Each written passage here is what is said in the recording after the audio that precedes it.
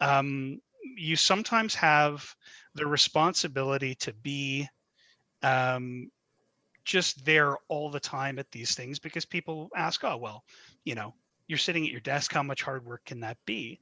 But it is a lot of hard work to just show up to everything like this.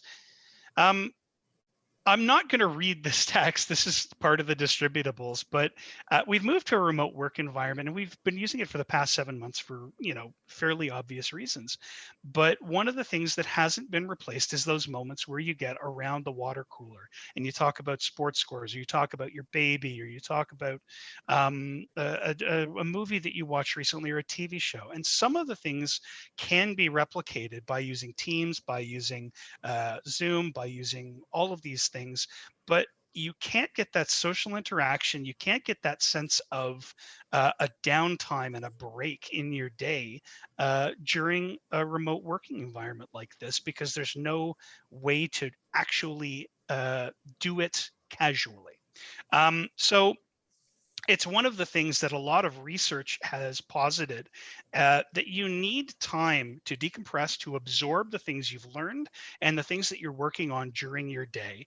And the easiest way to do this is to completely step away from work for a period of time. During your normal work day, you're going to be going around and doing things like you'll grab a coffee, you'll go grab lunch, you'll step over to your roommate's cubicle and you'll say, hey, how's that thing you were working on? How's your kids soccer team doing? And these are all things that the psychology of humans leads to. Uh, they benefit us much more than they hinder our work relationships. According to the Management Research Review, workplace activities are great, but those who participate in activities at work completely unassociated with work or work activities tend to have much more positive effects on their behavior, their organizational citizenship, and their creativity and overall task performance. Play at work is linked with better mental health, is linked with less stress and burnout in individual workers, and it's positively associated with job satisfaction, competence, and creativity. There are links at the bottom here to the studies that I've mentioned here. I can't really go into the nitty gritty of them, but there's a number of scientific studies out there, one conducted at OSU, one conducted in a Norwegian university, which really emphasize the need for taking time out of your day to play. Um, Even when you're on the clock. And research has shown that this can provide a significant benefit both to managers and to employees themselves. How can you use this information in your day-to-day life? If you are in charge of a group of people, encourage play, encourage social interaction that isn't, hey, do you have that thing that I sent you?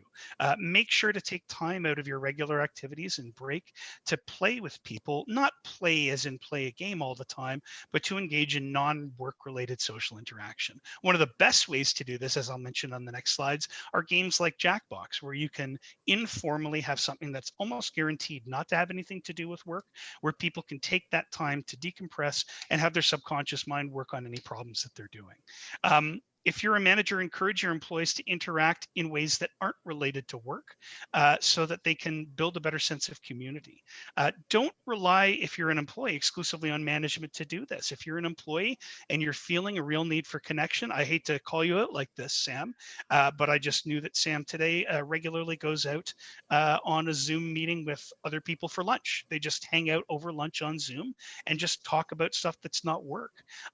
It's a positive way that you can decompress from the day without having to take a break in a way that you used to. If you see a gap in your day, fill it. What does this have to do with Jackbox? As I said, Jackbox and many multiplayer online focus games are unique. They are a great way to give a sense of fun that's not associated in any way with the workplace. They provide a mental break, and they're almost all cheap or free for people to actually participate in. Almost certainly, members of your offices will already own these games, or if not, you can use some of the free games that we're going to provide on the handout. The best thing about Jackbox, in my eyes, and some of you will be able to experience it here, is that if you don't feel like you're up to participating in any given game, you can participate as an audience member. You can still feel a part of the group who is actually engaging in play without having to put yourself forward in any way. I know in my experience, there's a lot of people in groups that I've been a part of where when somebody asks, okay, who wants to play this game? There's only about a third of the hands that actually go up. And the rest of the people want to participate, but they don't necessarily want to put themselves forward in a creative way. And this is a good way to involve those people without excluding them, without forcing them to participate.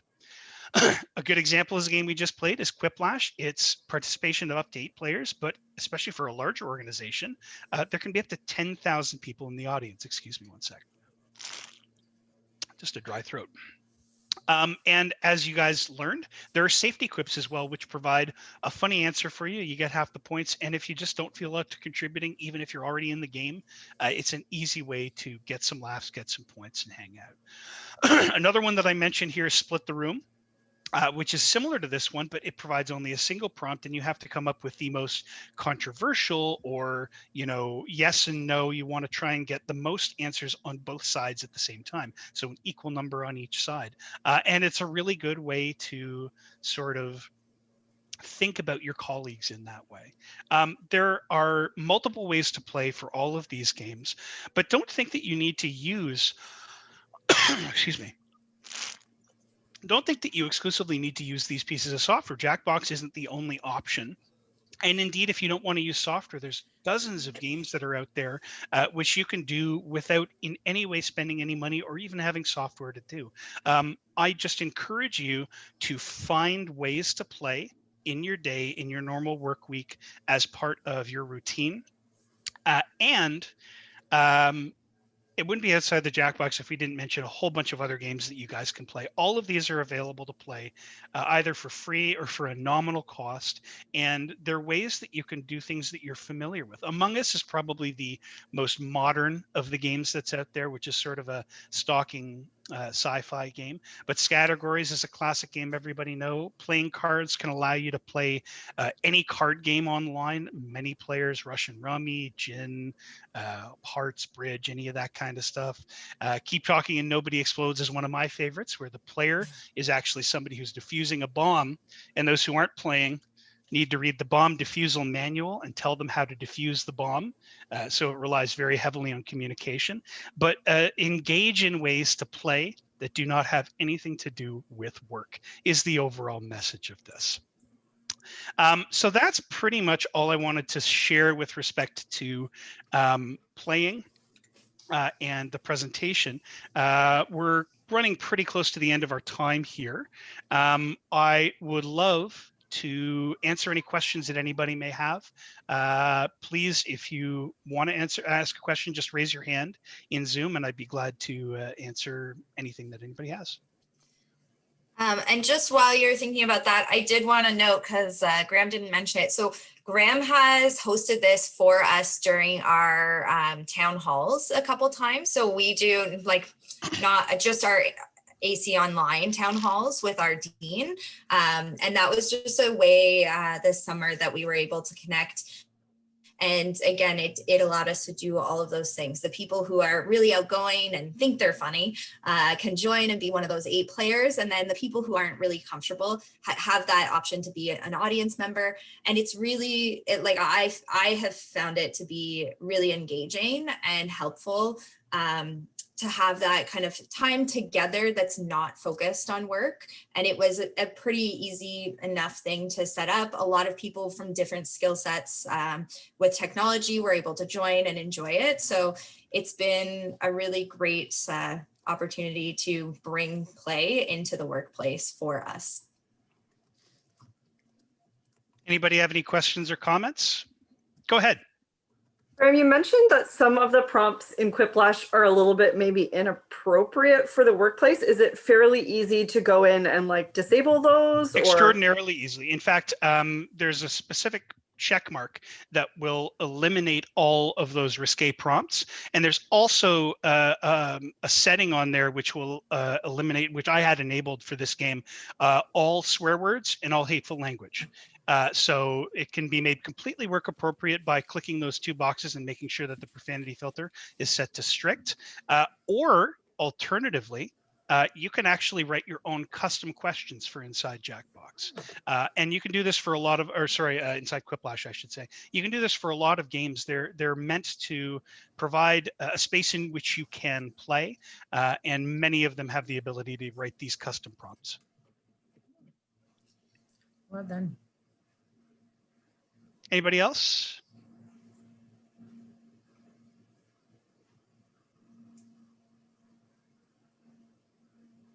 Not so much. Well, in that case, I think that we will all have fun reviewing the recording once it is posted in our employee learning catalog shell, where everyone who's registered for Kaleidoscope will be able to access it in the resources area. Also, as part of our housekeeping item, I wanted to mention the Wall of Appreciation. This year it's virtual, so if you could take the time to recognize your colleagues, your department, or something that the college is doing as a whole, and post a note on our Wall of Appreciation. I share the link in our chat. I hope everyone can see it. And don't forget to join Rob Kirsch's music trivia at noon. So it's we've all got a couple of minutes to head on over there and have fun wrapping up this fantastic 18th annual Kaleidoscope Conference. And before we go, I just wanted to say thank you both to Sam for helping me with the idea as well as the execution of the setup for today, and also to all of you for actually showing up today. It made a really fun session for everybody. So thank you guys so much for showing up. And we're going to have, Christina, can we get a list of people who registered for the session so I can send out our materials to them? Yes, we can. And Perfect. just have to give us a few days to gather all that information. Well, then that information will be incoming as soon as I have the list to everybody. Yeah. Thank you so much for showing up, and enjoy the music trivia if you're heading there. Thank you, Graham. And thank you, Sam. It was very, very engaging and lots of fun. Great job. Thanks. Thank you. Bye, everyone.